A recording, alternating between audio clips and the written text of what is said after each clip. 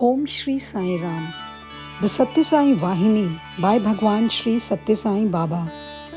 The Sathya Sai Vahini is the Gita given to us by the person who, as Sanatana Sarathi, eager and ready to hold the reins of our senses, mind, consciousness, ego and intellect, and guide us safely to Prashanti Nilayam, the abode of supreme peace, the goal of all mankind.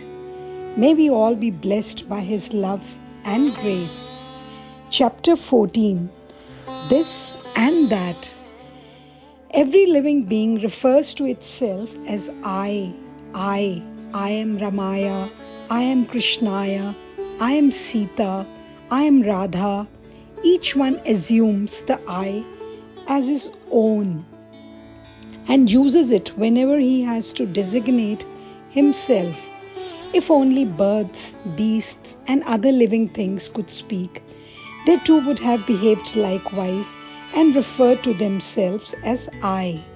Besides these, even mountain peaks, hills, and trees might announce themselves as I am hill, I am ant hill, I am tree, if only they could speak. When we spend some time thinking over this, it will be clear that some great mystery is embedded in this expression, I. The illiterate boor uses this expression. The sage who has secured the divine vision uses it. Even God, it is said, announces himself as I. Nevertheless, who probes into this mystery? And among those who have dared probe, how many have succeeded in unraveling it? And even if there are a few who have unraveled the mystery, how many among them have used the discovery to transform their lives? Have the celebrated intellectuals, the Pandits, the Paramhamsas succeeded in delving into the meaning and significance of this I? No.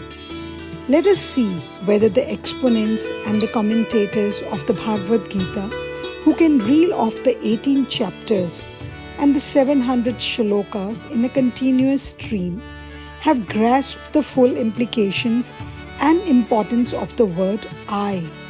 In the Gita, declaration by Sri Krishna, Aham moksha vishyami, I shall absolve you.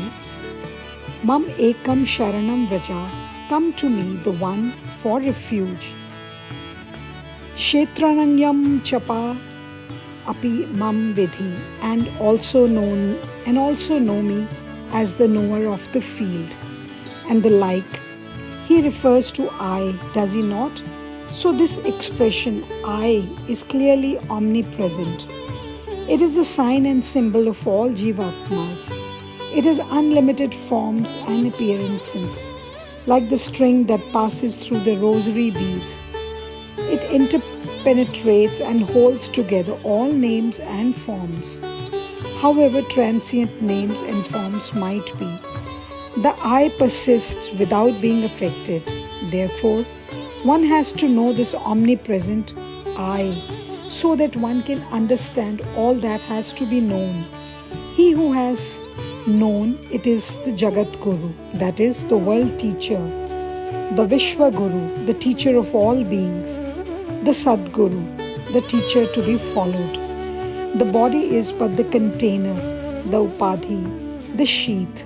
Nevertheless, imposing differences and distinctions based on physical characteristics and material considerations, some are elevated as touchable and some condemned as untouchable. Some are classified as high and others as low.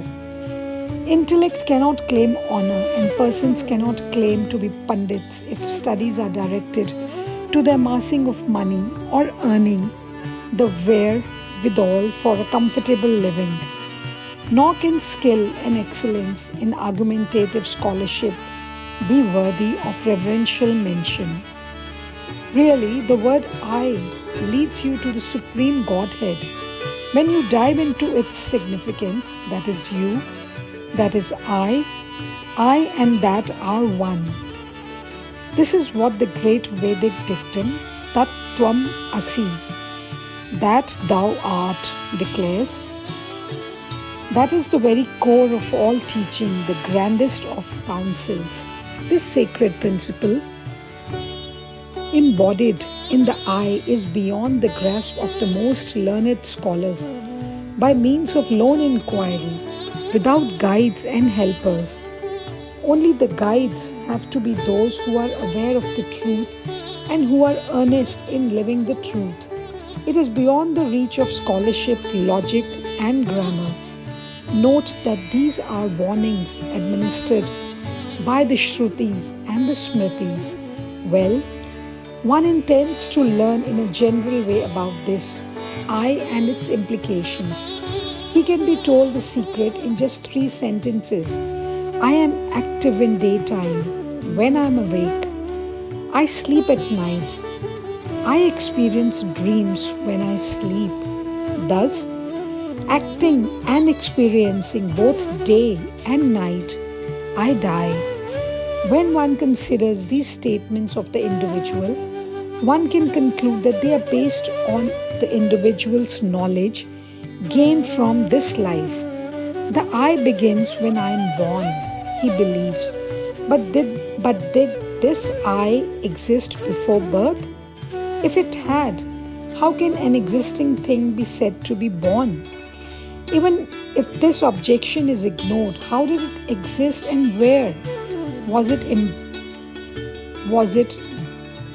disembodied apart from name and form? Was it beyond the pale of the senses? Doubts such as these pursue the seeker in waves. It has to be understood clearly that the I is not related or affixed to one object, thing or being, to one name and form.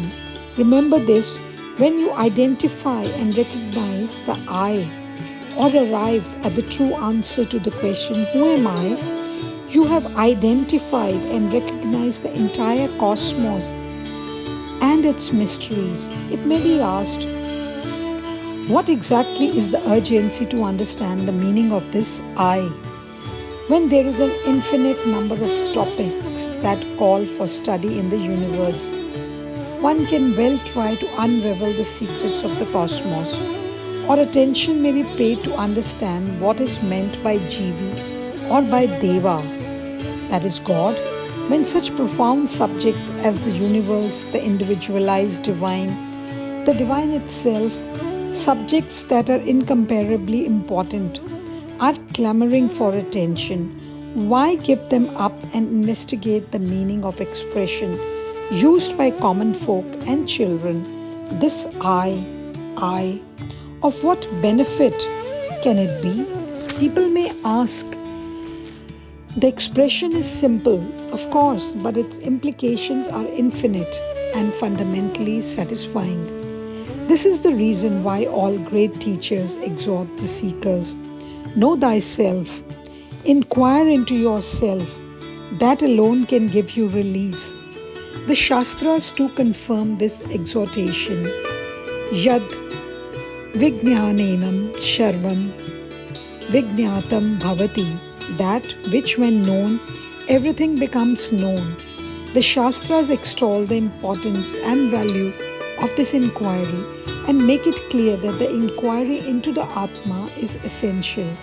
The assurance is given that the Atma is you, yourself, as in the sacred axiom, Tat Tvam Asi, that thou art. Therefore, to fulfill the yearning, you have first to inquire into this mystery, who you are. You can then realize that you are Nitya, eternal, beyond the boundaries of time. The Shastras will help you to cast away the Ajnana, the dark clouds of ignorance that now hide this truth from your awareness. Then you can delight at the experience of the awareness of your genuine nature. The awareness comes when the truth is revealed with the dawn of light. But the Shastras, which guide man into the knowledge of these great mysteries and into the region where such bliss can be secured, are not studied now. Instead, Man pursues with unblinkered eyes his own silly notions. How then can he attain the Atmic principle? How then can he reach the very embodiment of Ananda? Mere worldly scholarship cannot delve into the meaning of the Shrutis. The grace of God has to be won by devotion and dedication, and that grace alone, the compassionate glance of the eye of God alone, can instill into him the real meaning of the Shrutis. Only persons who are embodiments of divine wisdom and compassion can decide what exactly is helpful to the spiritual progress and well-being of man. Others only flounder. They will find it impossible to cope with the task. For how can gurus who fail to save themselves help in saving others? The gurus of today endeavor to cleanse society while their own houses are unclean. The number of such gurus is increasing, and so faults and failures are multiplying. Their haltings justified and explained away in various ways, and so the confusion grows worse. As a consequence, endless argumentation ensues and reality is lost to view.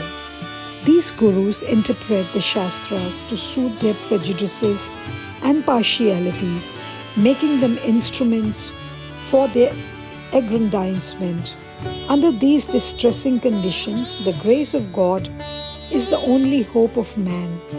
That is the beacon to illumine the path.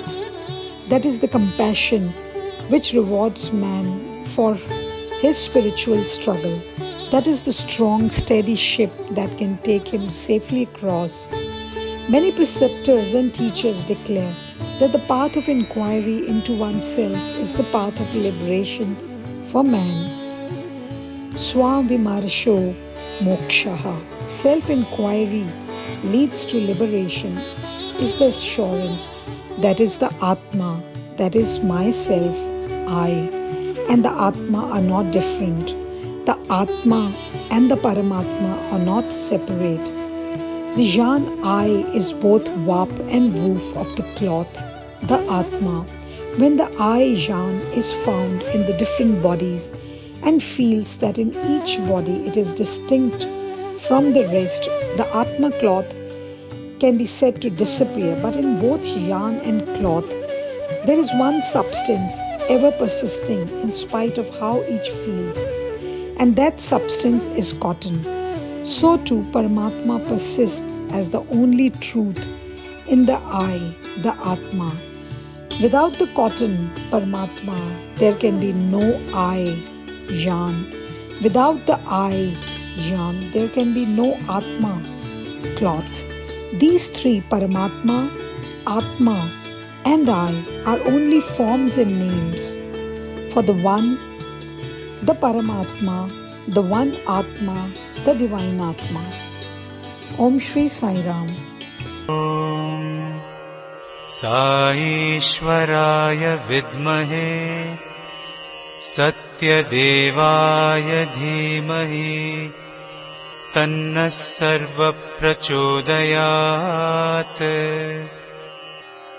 Om Sai Ishwaraya Vidmahe Sathya Devaya Dhimahi Tanna Sarva Prachodayat. Om Sai Ishwaraya Vidmahe Sathya Devaya Dhimahi Tanna Sarva Prachodayat. Om